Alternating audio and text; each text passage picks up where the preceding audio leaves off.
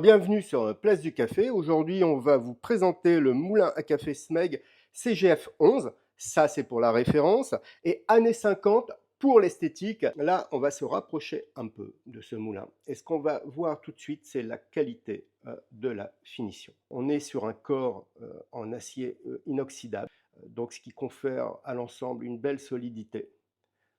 Le réservoir pour le café moulu en tritan Renew 100 BPA, tout comme la trémie. C'est la particularité aussi de cette référence.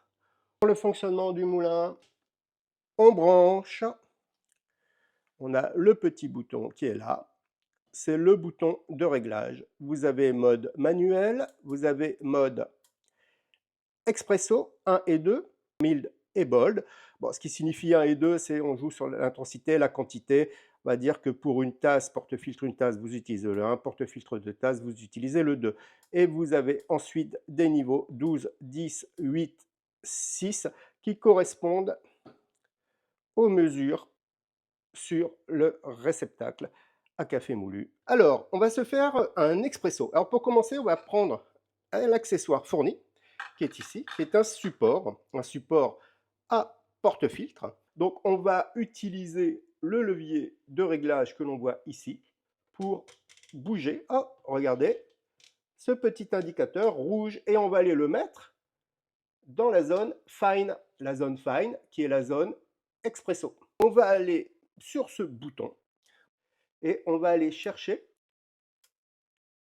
le niveau 1 et 2. Et là, vous avez le petit symbole du porte-filtre. On a effectué les bons réglages. Je vais mettre maintenant mon filtre et je vais laisser mon doigt appuyer. Je vais vous montrer comme ça comment régler la bonne quantité la prochaine fois. Voilà, donc je laisse mon doigt appuyer.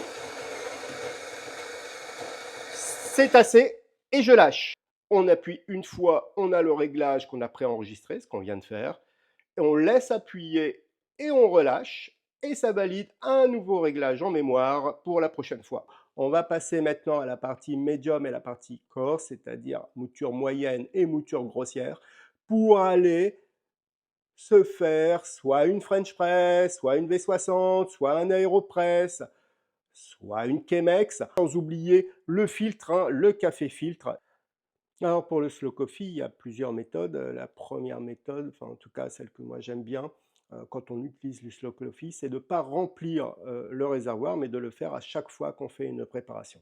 Exemple, on va faire une French press. Allez, je vais mettre 360 millilitres, on va dire qu'il me faut 30 grammes. Moi, j'utilise la balance, donc je mets mon café dans le bac, voilà, je mets 30 grammes, allez un petit peu plus pour ce qui restera dans le moulin. Je vais mettre mes 30 grammes. Je vais fermer le couvercle, retirer, hop, viens ici, retirer le capuchon. Et voilà, on est prêt. J'ai mis en manuel et je vais appuyer jusqu'à ce qu'il n'y ait plus de café. C'est fini. On retire et on va verser le café. On voulait 30 grammes, on en a mis un peu plus, et voilà, on a 30,5 grammes. L'entretien, bon déjà, ce qu'on commence par faire, c'est bien voilà, finir de vider la trémie. Voilà, on a enlevé ce qui restait. C'est très appréciable aussi ce côté amovible. On va commencer à nettoyer l'intérieur du moulin, c'est-à-dire aller voir du côté du broyeur. Et la première chose à faire, évidemment, c'est ça. On débranche. On va maintenant retirer le bac à grains. Là aussi, c'est très simple. Regardez, vous avez une petite flèche ici, avec une flèche pleine. Ça veut dire que le bac est prêt à l'usage. On veut maintenant nous le retirer. C'est très simple. On va prendre la main, on va le faire tourner. Hop, ça monte et ça vient tout seul. Le bac est retiré. Pour la phase suivante, on se munit de la petite brosse. On enlève un peu tous les résidus. On les fait tomber. On va soulever, vous voyez la petite anse ici métallique, on la lève, on va tourner dans le sens inverse des aiguilles d'une montre, tac, ça fait clac, et on retire. Et vous avez ici donc l'intérieur, là c'est pareil, on y va. On peut aussi utiliser un aspirateur à la fin pour enlever tous les petites poussières de café. On a cette petite meule et on vient bien nettoyer l'intérieur. Alors une fois qu'on a bien nettoyé, on fait le process inverse dans le sens des aiguilles d'une montre et on rabat. Ensuite, on prend le bac, on va chercher la petite flèche, on appuie et on tourne. Et pour un nettoyage plus en profondeur, régulièrement, on utilise ce nettoyant pour moulin à café. Il est temps pour le moulin de repartir et pour moi de conclure cette vidéo.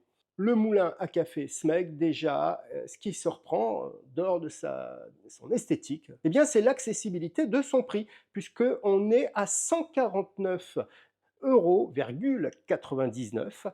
Alors, c'est vrai que pour l'expresso, elle est vraiment idéale pour les filtres pressurisés. Pour les filtres simples, en tout cas, si on recherche vraiment l'excellence pour des expressos avec des machines beaucoup plus complexes, je ne suis pas sûr que le moulin SMEG convienne, mais en revanche, ce moulin est parfait pour tous les autres usages. Pour moi, c'est un grand oui.